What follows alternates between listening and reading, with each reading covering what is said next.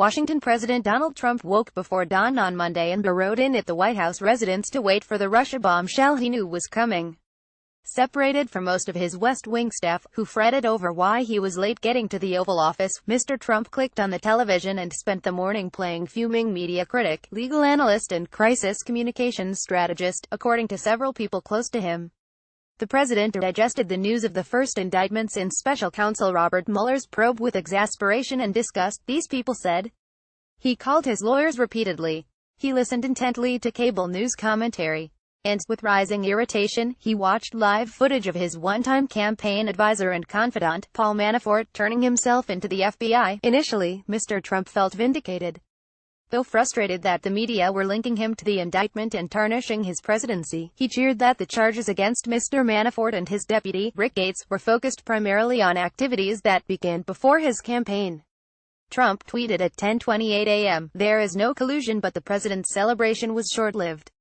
A few minutes later, court documents were unsealed showing that George Papadopoulos, an unpaid foreign policy advisor on Mr. Trump's campaign, pleaded guilty to making a false statement to the FBI about his efforts to broker a relationship between Mr. Trump and Russian President Vladimir Putin.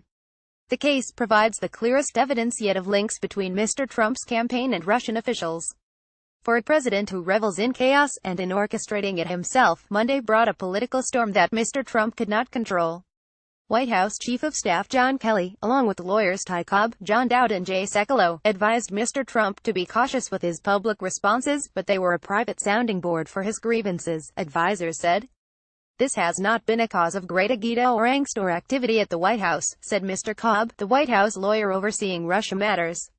He added that Mr. Trump is spending all of his time on presidential work. But Mr. Trump's anger on Monday was visible to those who interacted with him, and the mood in the corridors of the White House was one of weariness and fear of the unknown.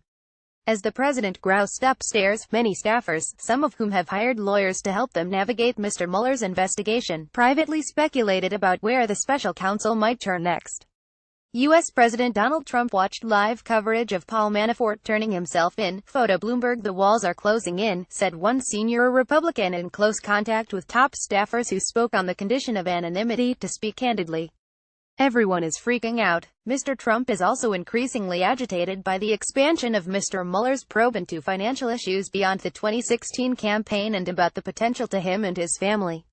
A Trump campaign aide covers the microphone while Paul Manafort checks the teleprompter ahead of a Donald Trump speech in New York in June. Photo New York Times. This portrait of Mr. Trump and his White House on a day of crisis is based on interviews with 20 senior administration officials, Trump friends and key outside allies, many of whom insisted on anonymity to discuss sensitive internal matters. Mr. Trump and his aides were frustrated that, yet again, Russia steamrolled the start of a carefully planned week of policy news. Mr. Trump is preparing to nominate a new chairman of the Federal Reserve Bank. The president is scheduled to leave on Friday for a high-stakes, 12-day trip across Asia, and House Republicans are planning to unveil their tax overhaul bill. Former Trump campaign chairman Paul Manafort leaves his home on Monday. Photo APID. Like to start the briefing today by addressing a topic that I know all of you are preparing to ask me about, and that's tax reform, White House Press Secretary Sarah Huckabee Sanders said at Monday afternoon's press briefing. It was a light-hearted prelude to a question-and-answer session immediately overtaken by queries about the indictments. Away from the podium, Trump staffers fretted privately over whether Mr. Manafort or Mr. Gates might share with Mr. Mueller's team damaging information about other colleagues.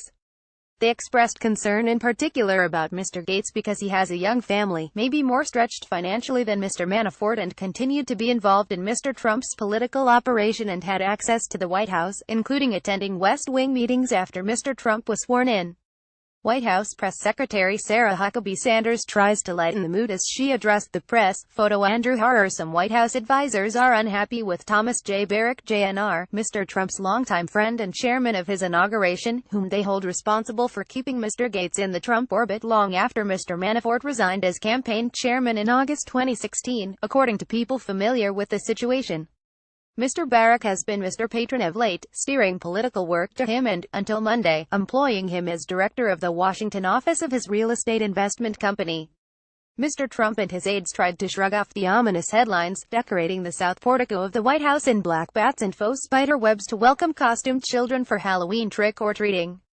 As the sun set on Monday, the President and First Lady Melania Trump handed out goodie bags to little princesses and pirates. Special counsel Robert Mueller, when his inquiry reports, there is likely to be a renewed spike in American outrage towards Russia.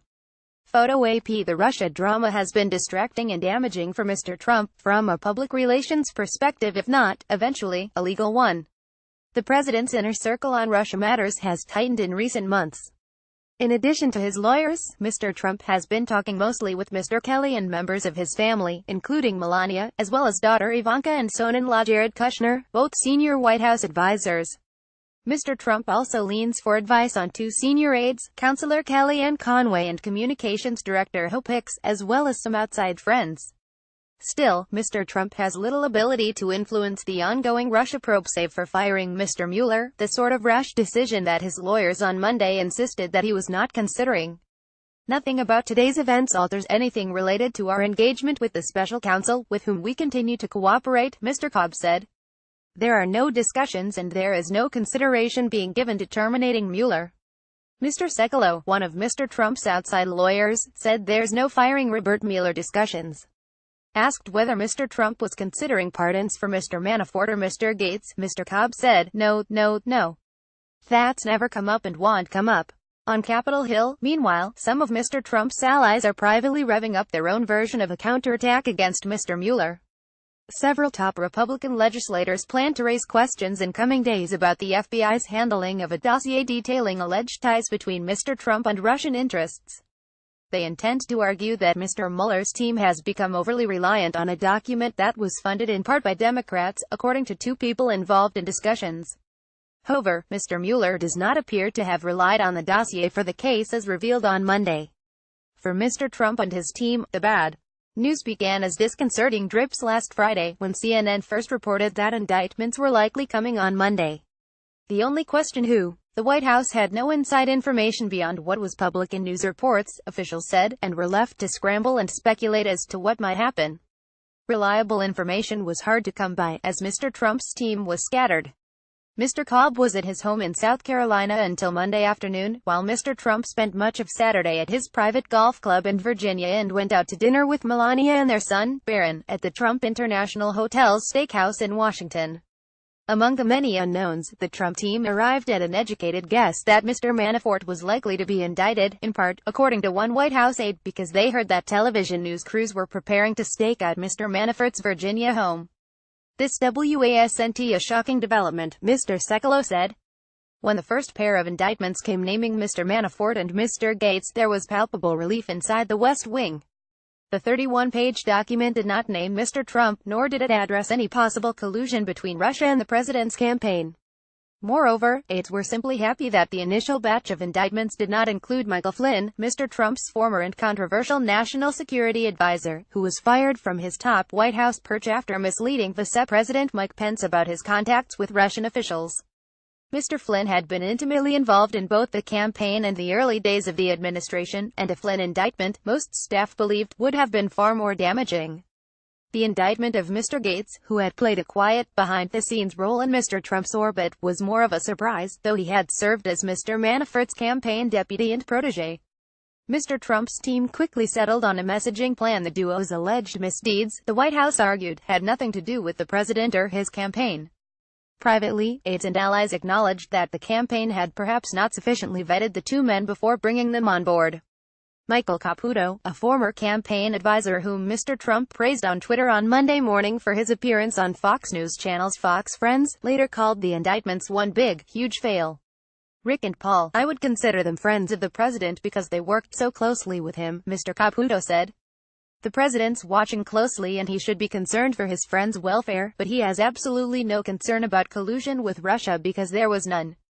On Sunday, Mr. Trump had attempted to seek refuge from the political squall with another round of golf at his Virginia club. Senators Lindsey Graham RSC, Angus King of Maine and Ron Johnson RWIs were set to join him, according to two people briefed on the plans, for an afternoon of camaraderie and talk about his tax proposal. It was not to be. Rainy weather forced the White House to cancel the outing, yet another disappointment beyond the president's control. Washington Post.